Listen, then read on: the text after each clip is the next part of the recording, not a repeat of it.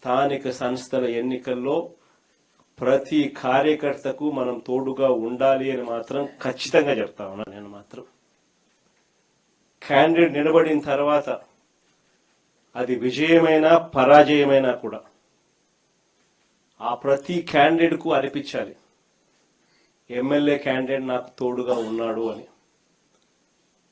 ఆ పరాజయమైనా కూడా ఆ ప్రతి ఎమ్మెల్యే క్యాండిడేట్ నాకు అండగా నిలబడ్డాడు.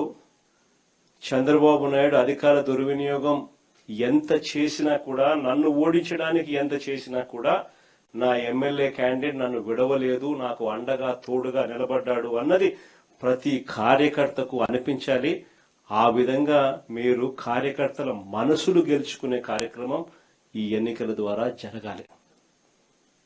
ఎప్పుడైనా గుర్తుపెట్టుకోండి, కార్యకర్తకు సంబంధించిన ఎన్నికల్లో మీరు కార్యకర్తకు తోడుగా ఉంటే రేపొద్దున మీ ఎన్నికల్లో అదే కార్యకర్తలు మీకు తోడుగా ఉంటారు అన్నది మాత్రం ఎవరు మర్చిపోవద్దండి.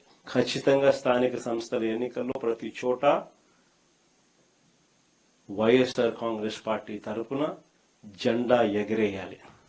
ఇది మాత్రం ప్రతి ఒక్కరూ గుర్తుపెట్టుకోవాలి. ఎక్కడైనా ఏకగ్రీవం జరిగింది అని అంటే మాత్రం దాన్ని నేను చాలా సీరియస్గా తీసుకుంటాను. ఇది మరొకసారి మళ్ళీ చెప్తా ఉన్నా. అలా జరిగితే అది నియోజకవర్గానికి సంబంధించిన ఇన్ఛార్జ్ ఫెయిలియర్గానే అది నేను భావిస్తాను అని మాత్రం ఖచ్చితంగా ఈ సందర్భంగా ప్రతి ఒక్కరికి కూడా తెలియజేస్తా ఉన్నా.